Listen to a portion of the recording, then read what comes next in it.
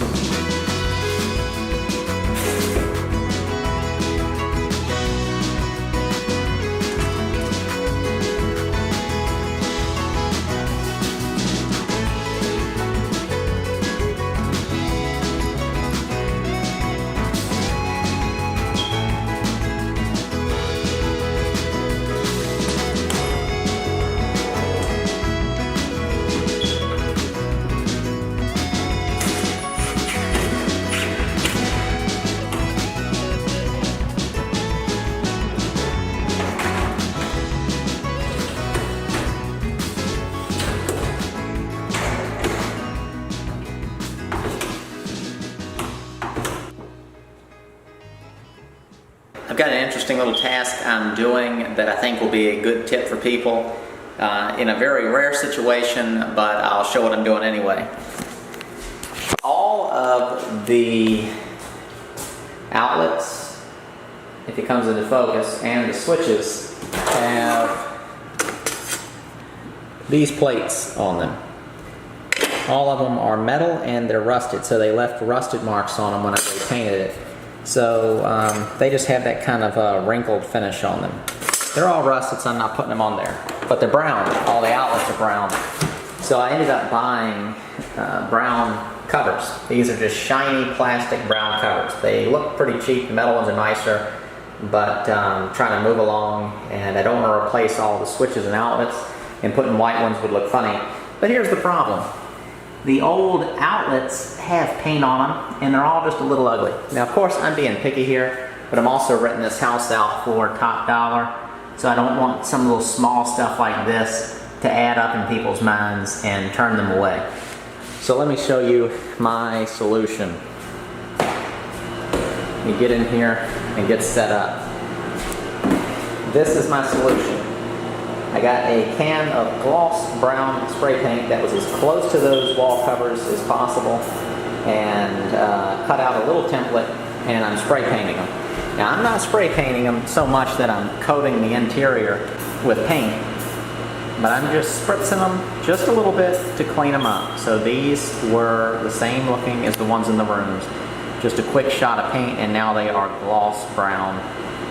Take a little while to dry, then I'll screw on those new plates.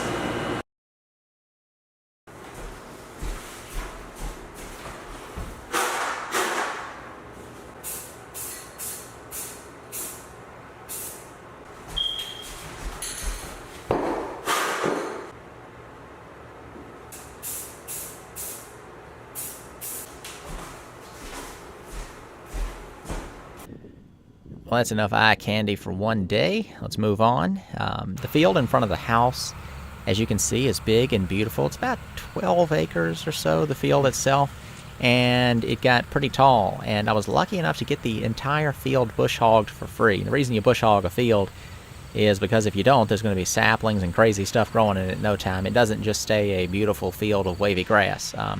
These guys were working on a big contract, cutting tons of stuff, and were in the area, and I asked them if they could cut the field while they were there, because it was 3 tractors total with 15-foot bush hogs, and so there's only 2 right here, but at first they cut the field using 3, and it was amazing. Each pass they take was, what is that, 45 feet. There's some overlap, but basically 40 feet of cut, so they can knock some stuff out versus a 5 or 6 foot bush hog and one man on a tractor. And I tried to pay them when they were all done, wouldn't take money, and the man even handed me his card and told me to let him know, or just to give him a call, and he'd let me know when they were going to be in the area again, and that they would knock it down for me again. So just really friendly fellas. They had been cutting this area for a very long time, and they knew the man that used to own the house, liked that I bought it, and then just, I don't know. But I don't know how much it would have cost to do all this, but would have been a lot more than free. This is going to be the second... no, sorry, not the second. It is the second to last video. It's the last video. The next video is going to be the grand finale tour. Then after that, we're going to be on to the current renovation I'm working on. So I don't know how many videos I sort of am in on the next renovation, but probably 3 or 4, and then I'll be up to date. And then I'm going to kind of change the style of videos, and I'm hoping to start posting more frequently. They won't be videos like this video's topic is just this. It will be sort of a more as I'm going, and I'll try to maybe introduce some stuff that would be different than what I've done in the past. This entire video, for those of you who didn't realize, this was all filmed last summer. This house is completely done, renovated it while I was working on the $12,000 house, and it's already rented and everything. So everything's been going good, and then I'll probably touch on all that soon. So I just want to end the video with a few chainsaw shots. There's no good YouTube video without some irresponsible up on a ladder chainsaw stuff to get people riled up. So there you have it. Enjoy. See you in the next video. Be sure to check out all the links below, including my book on how I buy cheap houses. The next one I'll be working on was only $8,500. 2-story house, 2-bedroom, add another bathroom, good neighborhood. will rent for probably $750, $800 or so. So you don't have to spend a lot to make money. Thanks for watching. See you next time.